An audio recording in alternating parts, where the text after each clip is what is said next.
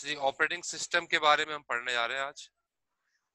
ये हमारा last chapter है, मतलब ऑपरेटिंग सिस्टम और एआई दोनों इंशाल्लाह आज कवर कर लेंगे। तो ऑपरेटिंग सिस्टम के बारे में पढ़ने जा रहे हैं फिलहाल पहले कि व्हाट आर ऑपरेटिंग सिस्टम्स।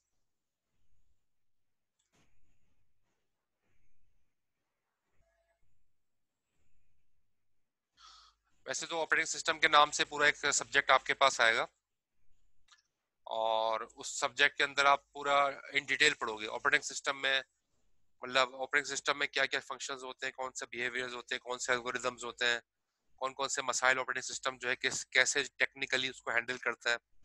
तो बहुत बड़ा सब बहुत सारी चीजें हैं, कॉम्प्रिहेंसिव चीजें हैं। तो जाहिर है वो इसके लिए पूरा एक अलग से सब्जेक्ट रखा गया है ऑपरेटिंग सिस्टम के नाम से। आप यूज तो करते हो विंडोज वगैरह लिनक्स, लेकिन एक्चुअली बैक एंड पे ये काम कैसे करते हैं हमें नहीं पता। विंडोज कैसे काम करते हैं, ऑपरेटिंग सिस्टम लिनक्स कैसे काम करता है, या एंड्रॉइड है मोबाइल पे कैसे काम करता है, बैक एंड पे काम क्या कर रहा होता है, क्या क्या ये चीजों को कैसे मैनेज कर रहा होता है, और किस तरीके से सिस्टम को जो है वो फंक्शनल करता है। ये सारी बातें जो है ना वो आ, पढ़े, आप डिटेल में पढ़ोगे सब्जेक्ट में ऑपरेटिंग सिस्टम जब आपका सब्जेक्ट आएगा। और मेरे ख्याल में शायद एक दो सेमेस्टर में ही आ जाएगा आपके पास इंशाल्लाह। तो उससे पहले यहाँ पर एक चैप्टर की सूरत में ये दिया है, तो चैप्टर के अंदर हम जाहिर है थोड़ा सा इसका फंडामेंटल देख लेते हैं और कुछ ऐसी बातें देख लेते हैं जाहिर है जो कि इम्पोर्टेंट है, ताकि जब आप ये सब्जेक्ट आपके पास आए तो आपको कुछ बेसिक्स का पता हो। अच्छा जी। An operating system is the software that controls the overall operation of a computer. तो कंप्यूटर के जितने भी ऑपरेशंस हैं, कंप्यूटर के जितने भी ऑपरेशंस हैं वो सारे ऑपरेटिंग सिस्टम ही उसको लुक आफ्टर कर रहा होता है। ऑपरेटिंग सिस्टम के जरिए से ही सारे कंप्यूटर के जो है ऑपरेशंस को जो है वो हैंडल किया जाता है। It provides the means by which a user can store and retrieve files, provide the interface by which a user can request the execution of program, and provides the environment necessary to execute the program requested. तो operating system के जरिए क्या क्या करते हो, आप programme किसी भी जो है फाइल को या तो स्टोर करा सकते हो हार्ड डिस्क पे, या हार्ड डिस्क से रीड कर सकते हो। और जो है कोई प्रोग्राम को अगर एग्जीक्यूट करना है, किसी भी प्रोग्राम की एग्जीक्यूशन करनी है, कोई भी प्रोग्राम चलाना है, एमएस वर्ड चलाना है, एक्सेल चलाना है, या सी शार्प चलाना है, कोई भी प्रोग्राम चलाना है, तो वो एग्जीक्यूट कौन करेगा, ऑपरेटिंग सिस्टम ही करेगा जाहिर है। तो एक्चुअली जितने भी प्रोग्राम की जो चलाएगा और फंक्शनल करेगा वो ऑपरेटिंग सिस्टम ही करता है। तो ऑपरेटिंग सिस्टम का ओवरऑल बहुत बड़ा काम है और बेसिक काम है। इसके बगैर तो जाहिर है कोई भी कंप्यूटर सिस्टम जो है चल ही नहीं सकता ऑपरेटिंग सिस्टम के बगैर।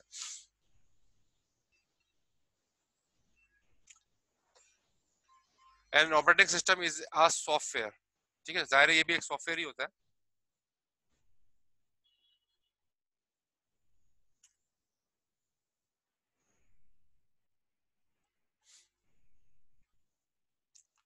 An operating system is a software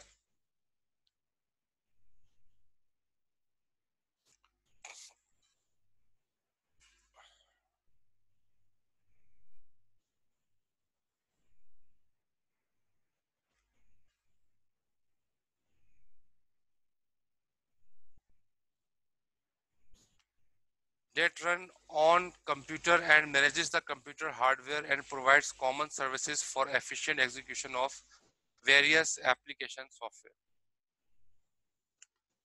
तो ऑपरेटिंग सिस्टम क्या है, एक सॉफ्टवेयर है।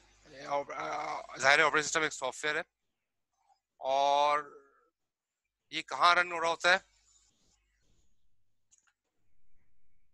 तो ये एक्चुअली रन हो रहा होता है डेटा ऑन कंप्यूटर, कंप्यूटर पे रन होता है, manages the computer hardware and provides common services for efficient execution of various application software. तो मुख्तलिफ किस्म के जो एप्लीकेशन सॉफ्टवेयर है उनको चलाने के लिए ये यूज हो रहा होता है। एप्लीकेशन सॉफ्टवेयर जैसे कि आपके पास एम एस वर्ड है, एम एस एक्सेल है, ठीक है। तो मुख्तलिफ किस्म के जो है वो सॉफ्टवेयर है जो कि जो है आप यूज करते हो, एप्लीकेशन सॉफ्टवेयर जिसके जरिए जो operating system actually back and के ऊपर चला रहा होता है। तो यहाँ पर ये दिखाया गया है कि आपका हार्डवेयर है, हार्डवेयर सबसे आपका जो है वो बॉटम लाइन पे होता है।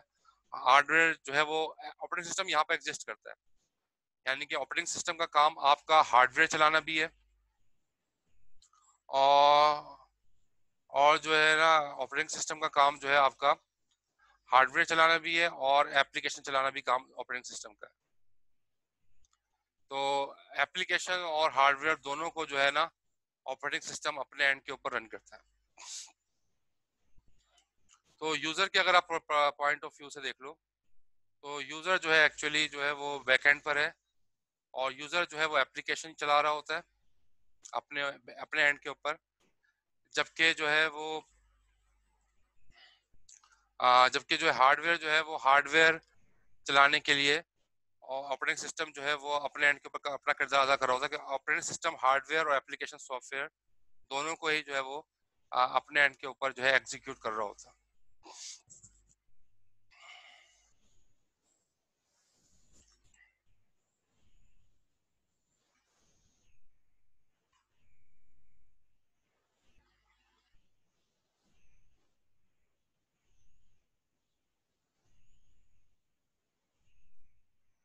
तो ऑपरेटिंग सिस्टम का काम क्या है? यूजर इंटरफेस को हैंडल करना, प्रोग्राम को रन करना, फाइल्स को मैनेज करना, हार्डवेयर को मैनेज करना और यूटिलिटी सॉफ्टवेयर्स को जो है वो मैनेज करना।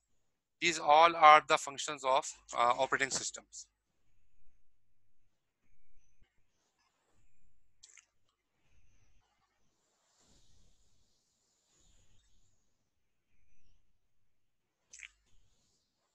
अच्छा जी,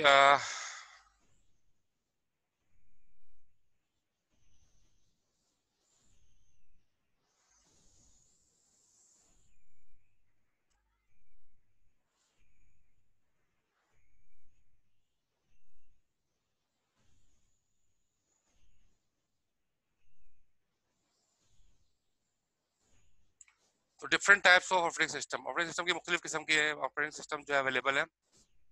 जैसे यहाँ पर दिखा है यूनिक्स है, डॉस है, मैक है, एम एस विंडोज है, लिनक्स है, पॉम है। मुख्तलिफ किस्म के ऑपरेटिंग सिस्टम यहाँ पर दिखाए गए हैं। तो यूनिक्स बेस्ड भी है, डॉस बेस्ड भी है। यूनिक्स के अंदर क्या है, मल्टी यूजर मल्टी टास्किंग, जाहिर कि ये यूनिक्स के अंदर जो है वो मल्टीपल यूजर्स जो है एक वक्त में आ सकते हैं और मल्टीटास्किंग के जरिए एक ही वक्त में जो है वो ऑपरेशन परफॉर्म होता है।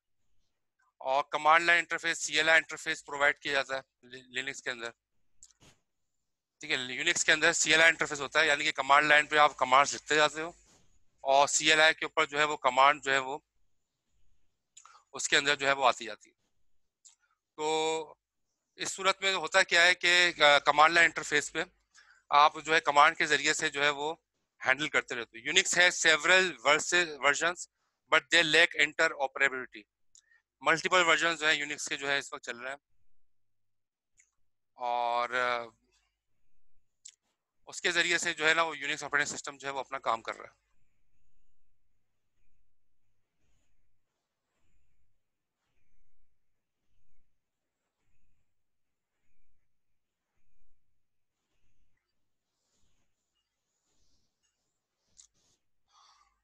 और इसके बाद डॉस की हम देखते हैं। डॉस क्या है? ये सिंगल यूजर है, एक वक्त में एक यूजर आएगा और इसका कमांड लाइन यूजर इंटरफेस है डॉस का। और DOS has been replaced by MS Windows operating system. ठीक है, तो विंडोज ऑपरेटिंग सिस्टम को रिप्लेस किसने किया? डॉस ने किया है। तो डॉस भी एक बहुत फेमस ऑपरेटिंग सिस्टम रहा है अपने वक्त में और विंडोज का जाहिर है जो बैकअप है वो बैकग्राउंड है वो डॉस के ऊपर स्टैब्लिश्ड है। इस तरह से मैक ऑपरेटिंग सिस्टम जो है वो है। तो मैक ऑपरेटिंग सिस्टम जो है वो भी यूज होता है, वो भी सिंगल यूजर है और उसका जो है वो जीयूआई क्या है?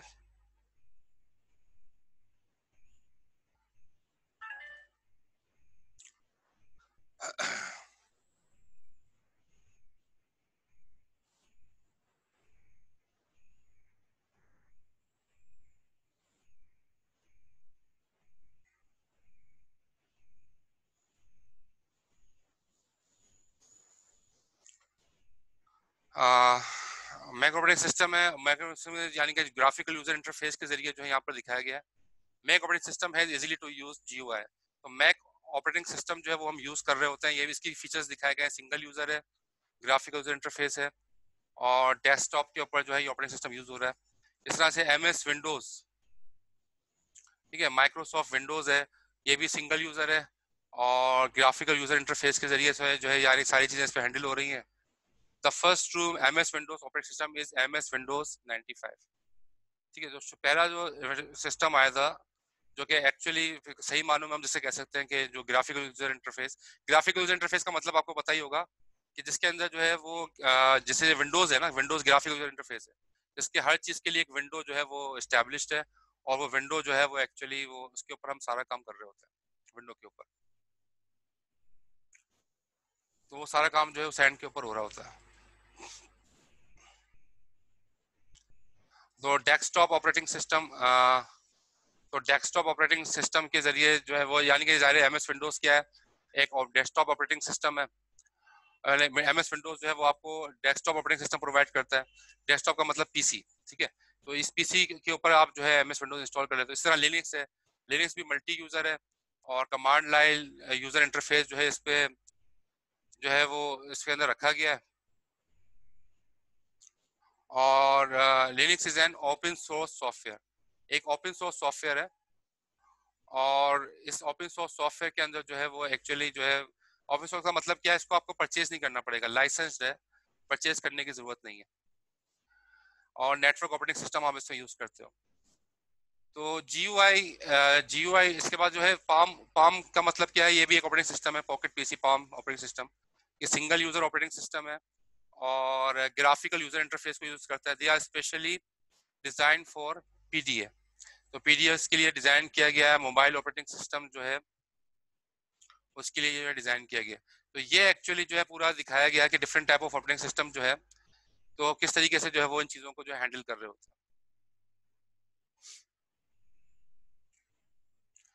अच्छा, multitasking operating system allows many user to share the same computer and interact with it. तो मल्टीटास्किंग का मतलब क्या है कि एक से ज्यादा यूजर एक ही वक्त में आए, एक से ज्यादा यूजर अगर एक ही वक्त में आ रहे हैं, और या एक से ज्यादा प्रोग्राम अगर एक ही वक्त में चला रहे हैं, एक से ज्यादा प्रोग्राम एक ही वक्त में चला रहे हैं, तो हम कहेंगे कि मल्टीटास्किंग हो रही है, कि मल्टीपल प्रोग्राम्स एक ही वक्त के अंदर जो है एग्जीक्यूट हो रहे हैं, उसको हम कहेंगे इट इज मल्टीटास्किंग। तो मल्टीटास्किंग के जरिए से भी जो है वो चीजें जो है मैनेज हो रही होती हैं। मल्टी प्रोसेसिंग, यानी कि मल्टीपल प्रोसेसर्स इसके अंदर इन्वॉल्व है। जो मल्टीपल प्रोसेसर इसके अंदर इन्वॉल्व है, मल्टीपल प्रोसेसर्स जो है वो उसके जरिए से जो है वो चीजों को आपस में इंटीग्रेट किया गया है। और मल्टी प्रोसेसर होंगे, जाहिर है, तो एक से ज्यादा प्रोसेसर्स मिलके काम कर रहे हैं, साइमल्टेनियसली एग्जीक्यूट सेवरल प्रोग्राम्स। तो मल्टी प्रोसेसिंग के अंदर ज़ाहिर मल्टीपल प्रोसेसर्स भी हैं, और वो मल्टीपल प्रोसेसर्स जो है वो मल्टीपल प्रोग्राम्स को एक ही वक्त में रन कर रहे होंगे। तो बहरहाल मल्टी टास्किंग हो या मल्टी प्रोसेसिंग हो, उसके अंदर जो है एक से ज़्यादा प्रोग्राम्स की एग्जीक्यूशन हो रही होती है, उसको हम यहाँ पर देख रहे होते हैं।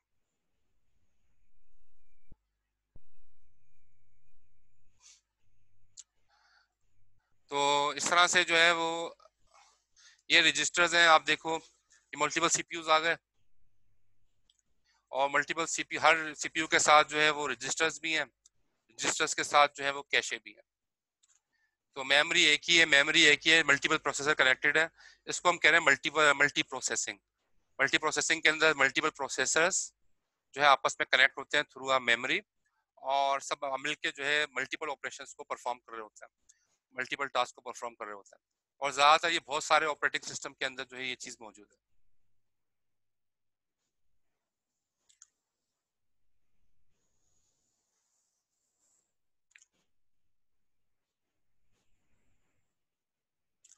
अच्छा जी, user interface, graphical user interface GUI की अगर हम बात करें, तो GUI क्या है, ग्राफिकल यूजर इंटरफेस है। Most modern operating system like Windows and the Macintosh operating system provide a graphical user interface GUI. A GUI lets you control the system by using a mouse to click graphical objects on screen. ठीक है, तो mouse के जरिए आप करते क्या हो, screen के मुख्तलिफ ऑब्जेक्ट्स के ऊपर क्लिक कर रहे होते हो, मुख्तलिफ ऑब्जेक्ट्स को जो है वो यूज कर रहे होते हो यूजिंग द माउस। तो GUI इंटरफेस इस वक्त सबसे ज्यादा पॉपुलर है, और पॉपुलर होने की वजह से जो है ना वो इसको जो है हम उसको हम GUI इंटरफेस को हम यूज करते हैं, और ज़्यादातर ऑपरेटिंग सिस्टम जो है इन चीज़ों को सपोर्ट कर रहा होता है। तो ये विंडोज़ वगैरह इसके एग्जांपल में आ गए। अगर हम बात करें कमांड लाइन इंटरफेस की, some older operating system such as DOS and Unix use command line interfaces. In a command line interface, you type command at a prompt. Command line interface पे होता क्या है, ये प्रॉम्प्ट आ जाता है और prompt के ऊपर जो है वो आप जो है कोई भी कमांड जो है वो यहाँ पर लिखते हो और वो कमांड जो है वन बाय वन जो है वो एग्जीक्यूट होती है। तो ये कमांड लाइन इंटरफेस के जरिए काम होता है। अच्छा जी, रनिंग प्रोग्राम बेसिक सर्विसेज क्या है? The operating system manages all other programmes that run on the PC. तो ये बेसिक सर्विसेज बता रहा है कि ऑपरेटिंग सिस्टम एक्चुअली करता क्या है कि जो पीसी पे प्रोग्राम रन हो रहे होते हैं वो सारे के सारे प्रोग्राम जो है वो ऑपरेटिंग सिस्टम अपने एंड के ऊपर रन कर रहा होता है। और उसमें क्या क्या काम हो रहा होता है? फाइल मैनेजमेंट का काम। फाइल मैनेजमेंट का मतलब क्या है? कोई फोल्डर क्रिएट करना, कोई फाइल क्रिएट करना, जो हम ऑपरेटिंग सिस्टम में करते हैं। ये सारा काम जो है इसकी बेसिक सर्विसेज में आता है। मेमोरी मैनेजमेंट का काम। तो फाइल मैनेजमेंट, मेमोरी मैनेजमेंट का मतलब यही है कि जाहिर है जो हम रैम से डेटा आ रहा है और जा रहा है वो सारा का सारा काम ऑपरेटिंग सिस्टम जो है वो अपने एंड पे देख रहा होता है। जिस तरह कोई आईओ डिवाइसेस अगर कनेक्टेड है जैसे प्रिंटर वगैरह, वो भी सारी सर्विसेज ऑपरेटिंग सिस्टम अपने एंड पे देख रहा होता है। तो sharing information, some operating system such as Windows enable programs to share information. तो विंडोज वगैरह जो है कुछ ऐसे ऑपरेटिंग सिस्टम भी हैं जो कि इंफॉर्मेशन को शेयर करते हैं। Windows provides the clipboard a special area that stores data cut or copied from one document so you can reuse it elsewhere। तो होता है क्या है कि कट एंड पेस्ट करके आप जो है वो विंडोज के ऊपर जो भी चीज होती है कट एंड पेस्ट करके उसको और जो है रीयूज कर सकते हो किसी और जगह पे जाने के लिए।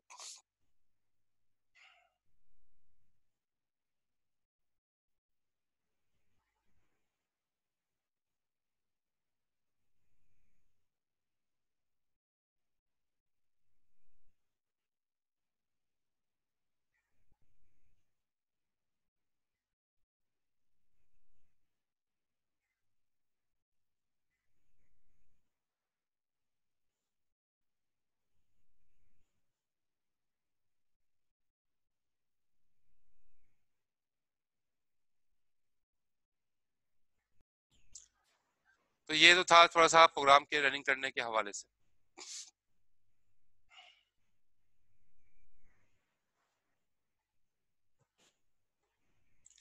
मल्टीटास्किंग, मल्टीटास्किंग क्या है?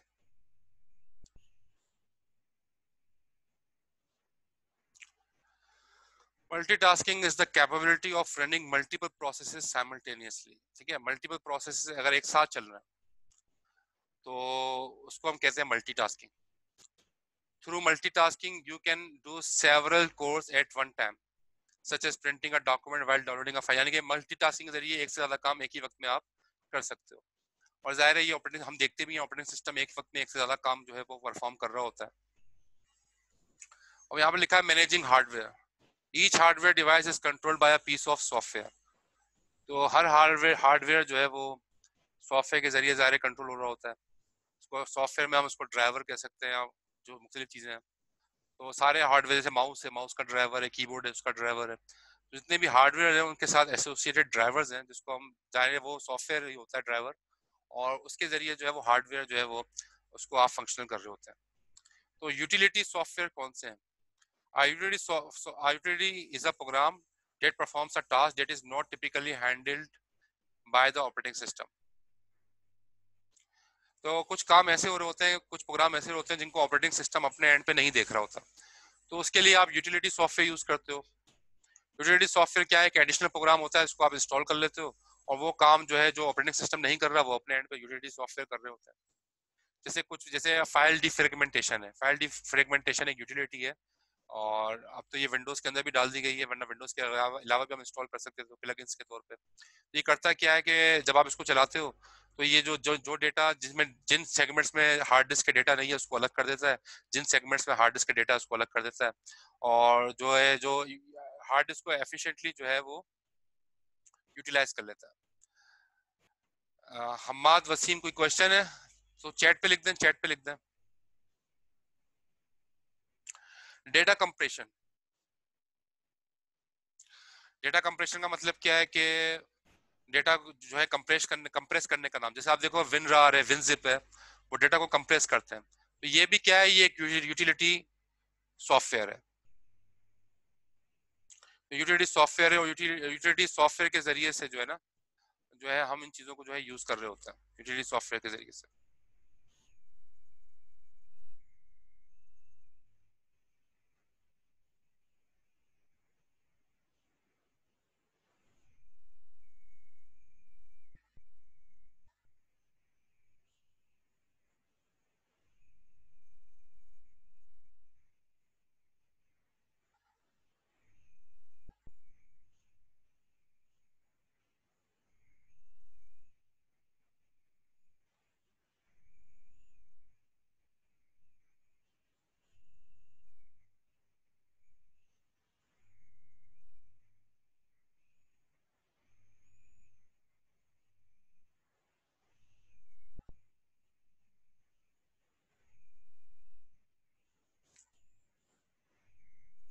इस तरह बैकअप्स है।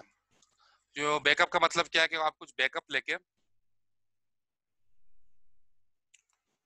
बैकअप ले लेते हो। बैकअप के तौर पे जैसे विंडोज के अंदर भी एक फैसिलिटी है बैकअप, तो आप जो जो प्रोग्राम लिखते जा रहे हो, जो जो फोल्डर्स और फाइल्स बनाते जा रहे हो, उसका जो है वो बैकअप जो है वो बनता जाता है। और बैकअप को जो है वो बैकअप जो है बना के उसका रख दिया जाता है। इस तरह से एंटीवायरस है, एंटीवायरस सॉफ्टवेयर हैं, ज़ाहिर है वो वायरस को ट्रैक करते हैं, वायरस को जो है वो डिलीट भी करते हैं, वायरस को क्वारंटाइन करते हैं। तो वो सारे का सारा वो भी एक तरह से यूटिलिटी सॉफ्टवेयर है। स्क्रीन सेवर्स है, तो बहुत सारे यूटिलिटी सॉफ्टवेयर हैं। तो जरूरी नहीं है कि ऑपरेटिंग सिस्टम का पार्ट हो, कुछ चीजें ऑपरेटिंग सिस्टम का पार्ट बन भी गई हैं इसमें, लेकिन जरूरी ऑपरेटिंग सिस्टम की ये बेसिक जिम्मेदारी में नहीं आता। तो ये अलग से कोई यूटिलिटी सॉफ्टवेयर आप इंस्टॉल कर लो, तो ये सारे काम उनके जरिए से, अलग अलग यूटिलिटी सॉफ्टवेयर के जरिए से सारे काम हो सकते हैं, परफॉर्म हो सकता है।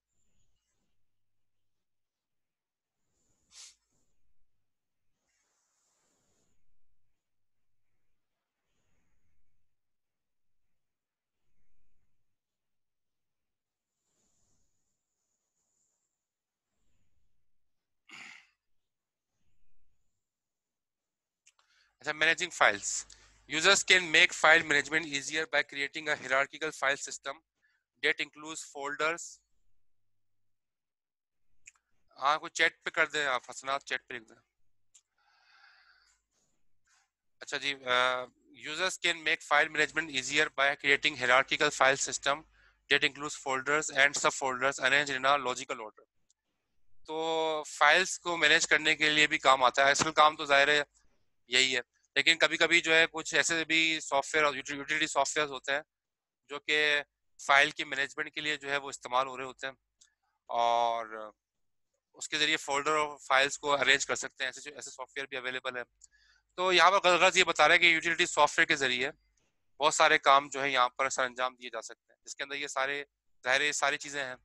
तो एक तो हार्डवेयर को मैनेज करना, ये भी ऑपरेटिंग सिस्टम काम है। यूटिलिटी सॉफ्टवेयर एक अलग सॉफ्टवेयर है, और इनके जरिए से जो है ज़ाहिर है ये ये जो काम है जो यूटिलिटी सॉफ्टवेयर कर रहे हैं, ऑपरेटिंग सिस्टम अपने एंड पे वो काम देख नहीं रहा होता।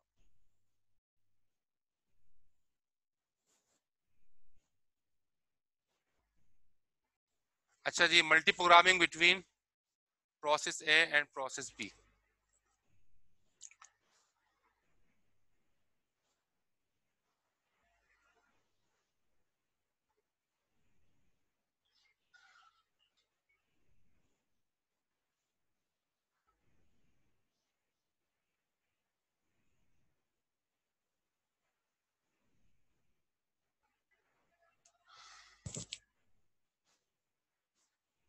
तो मल्टी प्रोग्रामिंग होता है क्या है कि मल्टीपल प्रोसेस जो है वो एक साथ चल रहे हैं। तो जब मल्टीपल प्रोसेस एक साथ चल रहे हो, तो ज़ाहिर इंटरप्ट जनरेट होगा। तो कभी प्रोसेस ए चलेगा, कभी प्रोसेस बी चलेगा। तो प्रोसेस ए चल रहा होता क्या है कि ज़ाहिर जब मल्टीपल प्रोग्रामिंग होती है ना, मल्टी प्रोग्रामिंग का मतलब क्या है, एक ही वक्त पे मल्टीपल प्रोसेसेस एक साथ चल रहे हैं। तो वैसे तो ये पॉसिबल कैसे हुआ कि एक ही वक्त में चल रहे हैं, होता ये है एक वक्त में एक चलता है, लेकिन थोड़ी देर चलने के बाद दूसरा प्रोसेस चला दिया जाता है। पहले प्रोसेस से कंट्रोल लेके दूसरा प्रोसेस चला दिया जाता है। फिर थोड़ी देर चलने के बाद दूसरे प्रोसेस कंट्रोल लेके पहले प्रोसेस को चलाया जाता है। जैसे यहाँ पर देखो नीचे दिखाया है, प्रोसेस ए है, ठीक है। प्रोसेस ए चल रहा था और इंटरप्ट जनरेट हुआ, तो फिर वो प्रोसेस बी जो है वो प्रोसेस बी चलने लगा। तो ये क्या है, प्रोसेस बी का टाइम है। फॉर एग्जांपल इसका टाइम था 2 मिली सेकेंड।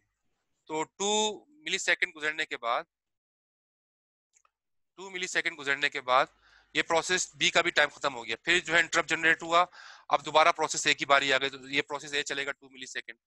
तो 2 मिली सेकेंड चलने के बाद फिर इंटरप्ट जनरेट हुआ और फिर प्रोसेस बी की बारी आ गई, ये चलेगा 2 मिली सेकेंड। तो हो क्या रहा है कि बारी बारी 2-2 मिली सेकेंड सारे प्रोसेसेस जो है ना वो एग्जीक्यूट हो रहा है, 2-2 मिली सेकेंड बारी बारी सारे प्रोसेसेस 2-2 मिली सेकेंड एग्जीक्यूट हो रहे हैं। तो इससे फायदा क्या हुआ कि प्रोसेस ए भी चल रहा है, प्रोसेस बी भी चल रहा है, और लगेगा यूं कि प्रोसेस ए और बी दोनों साथ साथ चल रहे हैं, हालांकि प्रोसेस ए और बी दोनों अलग अलग चल रहे हैं। ये अलग चल रहा है, ये अलग चल रहा है, दोनों साथ नहीं चल रहे हैं, दोनों अलग अलग चल रहे हैं। लेकिन हमें जो है फील क्या होगा, हमें फील ये होगा,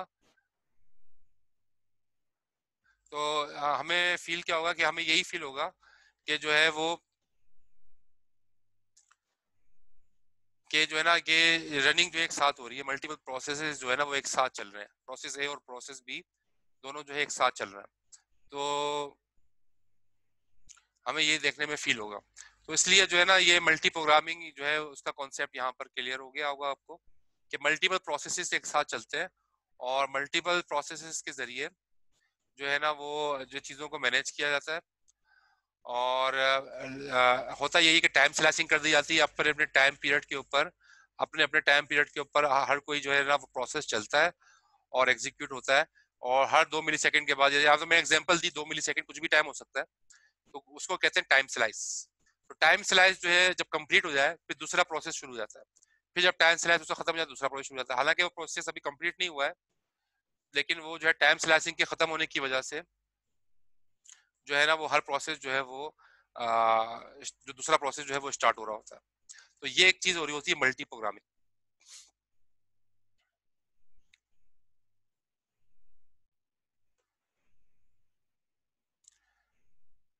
अच्छा जी, टाइप्स ऑफ प्रोसेसिंग। एक है बैच प्रोसेसिंग। बैच प्रोसेसिंग का मतलब क्या है कि जॉब्स आती आ रही है, प्रोसेसर के पास जो है मुख्तलिफ जॉब्स आती आ रही हैं, और उनको जो है वो एक तरह से जमा करता जाता है और एक बैच बैच बैच सिस्टम बना लेता है।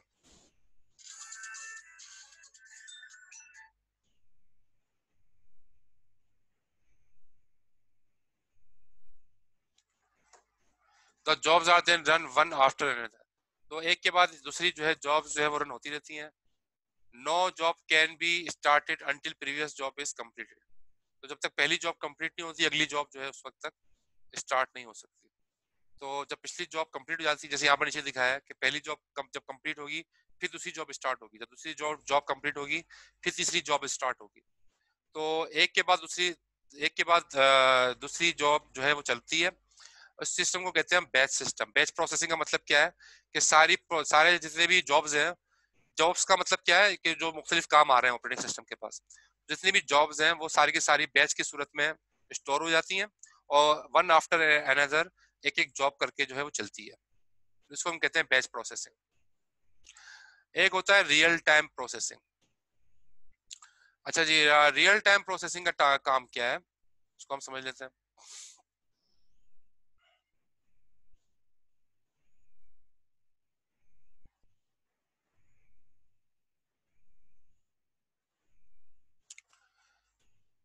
तो रियल टाइम का मतलब क्या है कि जो है यानी कि रियल टाइम के ऊपर जो है यानी कि इसमें ये होता है डिले नहीं आना चाहिए, immediate response is needed.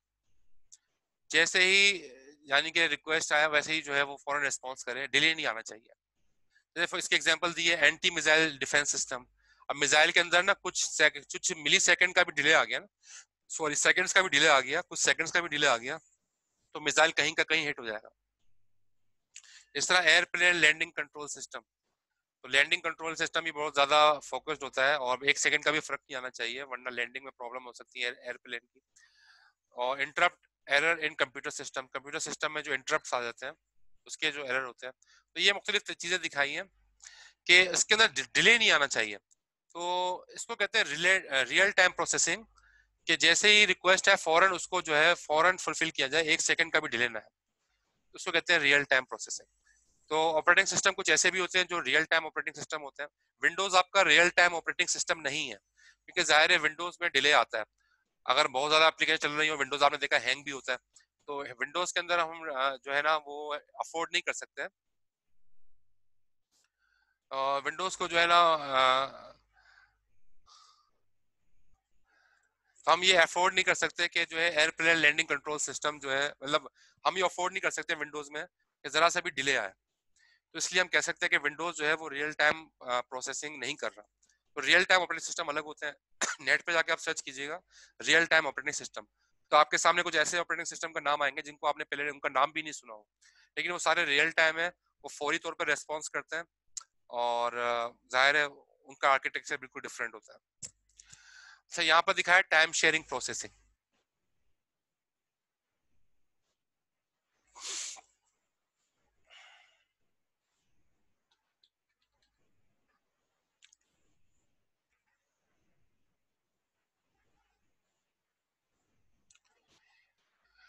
Time sharing, each user is given a time slice to interact with the CPU. हर यूजर को क्या मिलता है? टाइम स्लाइस मिलता है। अपने अपने टाइम स्लाइस के ऊपर जो है हर यूजर अपना अपना काम कर रहा होता है। The size of the time slice will depend on the system. तो डिपेंड सिस्टम की स्पीड पे डिपेंड करता है कि एक एक शख्स को कितना टाइम मिले या एक जॉब को कितना टाइम मिले। Each user is served in sequence, और हर एक को सीक्वेंस के अंदर सर्व किया जाता है। अब देखो यहाँ पिछले डायग्राम में भी आपको दिखाया गया है टाइम स्लाइसिंग है ना, कि पहले सॉरी पहले पहला टाइम पहले यूजर को 2 मिली सेकंड मिले, दूसरे यूजर को 2 मिली सेकंड मिले, ठीक है। या ये प्रोसेस बी है, उसको 2 मिली सेकंड मिले, फिर प्रोसेस ए को 2 मिली सेकंड मिले, प्रोसेस बी को 2 मिली, हर एक को अब एक एक टाइम मिलता जा रहा है, थोड़ा थोड़ा टाइम सबको मिल रहा है। तो इससे इल्यूजन क्या क्रिएट हो रहा है कि सारे प्रोसेस एक साथ चल रहे हैं, हालांकि प्रोसेस एक साथ नहीं चल रहे होते, अपने अपने टाइम पे चल रहे होते हैं। लेकिन ये स्विचिंग इतनी फास्ट होती है तो वो 2 मिली सेकंड बल्कि उससे भी कम होता है। तो ये तो हम एक सेकंड ही हमें पता नहीं चलता, ये तो मिली सेकंड की बात हो रही है, सेकंड का 1000वां हिस्सा, ठीक है, 100वां हिस्सा, 1000वां हिस्सा। तो ये तो हम इसको हम जज ही नहीं कर सकते। तो इसलिए फास्ट स्विचिंग होती है, हमें लगता यूं है कि सारे सारे प्रोसेस एक साथ साथ काम कर रहे होते हैं। ऐसे सिस्टम्स को हम कहते हैं टाइम शेयरिंग प्रोसेसिंग। तो विंडोज आपका टाइम शेयरिंग प्रोसेसिंग है, तो जो कि ये काम जो है वो कर रहा होता है। जिसको कोई क्वेश्चन हो तो वो चैट में लिख सकते हैं। अच्छा जी, स्पूलिंग और बफरिंग, ये दो कॉन्सेप्ट है। अच्छा, यहाँ मेरे पास टाइम कम दिखा रहा है, 2 मिनट दिखा रहा है।